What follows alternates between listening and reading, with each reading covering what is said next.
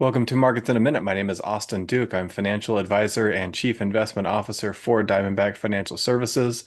We are a wealth management firm focusing on clients who recognize the need for solid financial advice, who don't want to invest on their own, but still want to be educated through the process.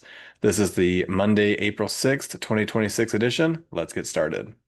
Investment values fluctuate on a daily basis for a variety of reasons, and our job is to figure out what moves we've seen, why we've seen them, and where we think we're going from here.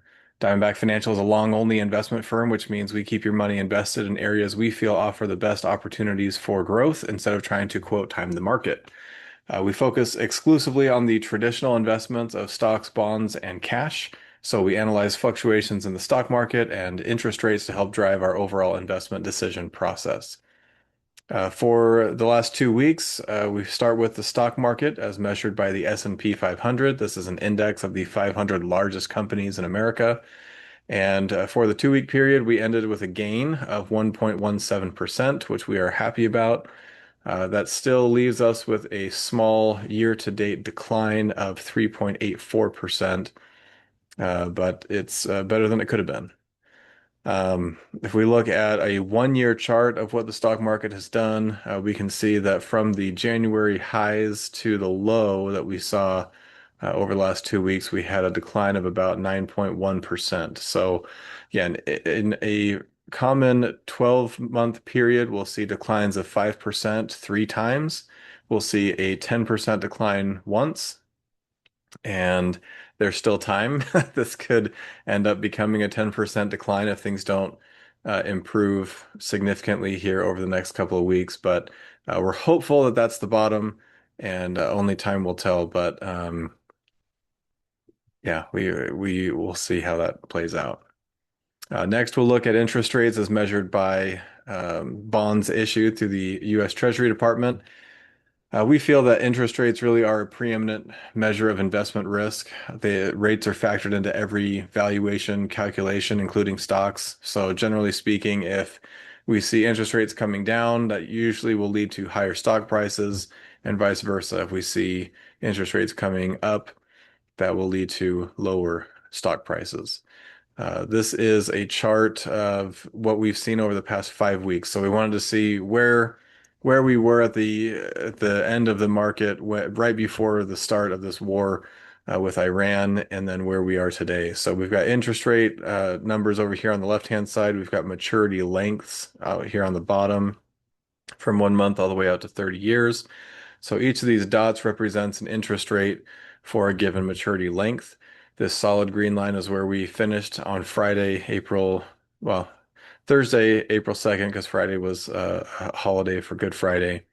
And brown line is where we were on February 27th. So significant shift up in interest rates in what we would consider the medium and long-term interest rates. Not a lot of change on the short term, but significant move, especially for such a short period of time.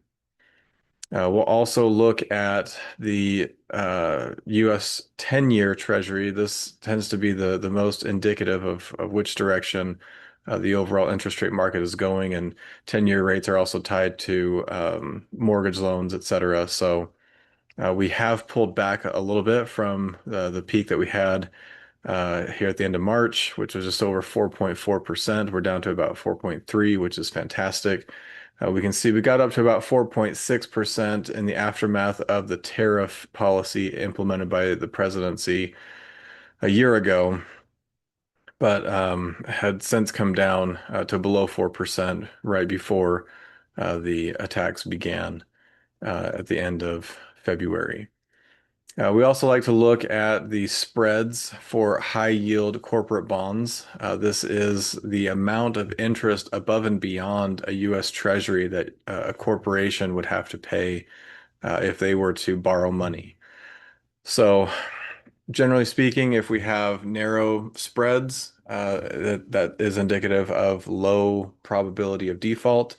As those spreads widen or these credit spread increases, that is potentially suggesting that there is an increased probability of default for these particular corporations. So we did hit a low here back in January, around the same time we hit the high in the stock market, and we have seen a widening trend over the past 2 months We did again come down from the peak that we hit at the end of March, but we're still in an okay range. If we were to be proceeding above 350 basis points, 400 basis points, kind of back where we were a year ago with the tariff policy that we had, um, and a lot of corporations feeling like with the tariffs and the lower demand and having to pay the higher prices that it would have been more difficult for them to meet their obligations. So thankfully, that didn't happen, and we were able to see some pretty decent spreads on the corporate side.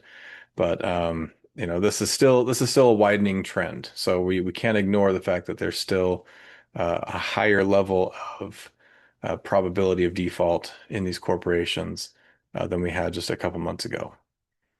Oil prices continue to rise, obviously spiking here above 111 as we close out the week. And we found a chart here that shows a rolling 7-day total of how many ships are passing through the Strait of Hormuz, which you can see was comfortably between 80 and 100 tankers until we ended up going to war, and it's essentially been closed for the last several weeks. So we did see an increase. We're at one, so that's better than zero, but still essentially shut down and with no real end in sight. Even if it ends tomorrow and we reopen the Strait of Hormuz, we think it's going to take some time for everything to get back up to the 80 to 100 range. So we're optimistic, but we are also realistic in how long that might take. Finally, gas prices. We were hoping here at the end of March that we had hit a peak and things would be coming back down, and then they continued upward. So I know here in Utah, we saw them drop below $4 a gallon just this weekend, and got some gas and took advantage of that because you never know. I mean, it could be $5 the next time we go back, which hopefully not, but you never know. So obviously things are still not quite where we would like them, and but we did have some economic data come out that was pretty upbeat. Did have a good jobs report that came out on Friday. 178,000 jobs added in the month of March. Like, so while all of this is going on in the world, we still had a pretty robust job market. Unemployment rate did drop to 4.3%. And so as far as the United States is concerned, it may be something that we're able to endure and not be or be somewhat insulated from, aside from the gas prices, obviously. But um, we're definitely not in as bad of a position as some of these other countries throughout the rest of the world. All right, for our expectations and implications portion, we saw this graphic in a Bloomberg article earlier this week, and we wanted to just touch on it for just a minute. It's been a year since President Trump announced his tariff policy, and we thought this was kind of interesting to take us through the timeline of when those announcements were made and what the effective tariff rate was over the past 12 months. And there's been a lot of back and forth. It's been pretty much a roller coaster. But we have reached a point now where the effective tariff rate is the lowest that it has been in the past year, after the Supreme Court said some of those tariffs were unconstitutional. So we think about the current state that we're in with this war in Iran. We also feel like it has some similarities to the COVID pandemic as well as the tariff policies, and some similarities, some differences. But as we try to think about the path forward and how we're going to position ourselves coming out of this current conflict, we're kind of looking back to that recent history. So obviously, when COVID hit, the entire world shuts down, supply chains were disrupted, and we all sat at home, 2 weeks to slow the spread, which turned into months and even years in some cases, depending on what you're considering. But um, when everything tried to reopen, we were spending money like crazy and driving prices up, and commodity prices were spiking. Um, supply chains were all disrupted. I mean, the boats were shipping, but then they were stuck at ports because they didn't have enough people healthy enough to unload them. So, right, like the global economy is really big, and it takes a lot of time for things to work smoothly. And so you throw a wrench into all of that, and it's going to mess things up.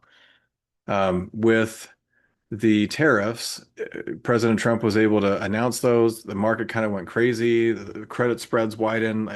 A lot of people were freaking out about the costs and inflation again. And President Trump was able to walk back the tariffs and say, okay, well, we'll postpone those or we'll renegotiate some better rates. And ultimately, it didn't have as big of an impact as we had feared in a worst case scenario. So with the war in Iran, obviously there's bombing that's going on, and a lot of the military capabilities of Iran have been taken out, but not 100%. So there's still, you know, there's still issues. Like President Trump can't just say, "Okay, this is done," and everything's going to go back to normal. Like I think he would like for that to happen, but we just don't think that's reality.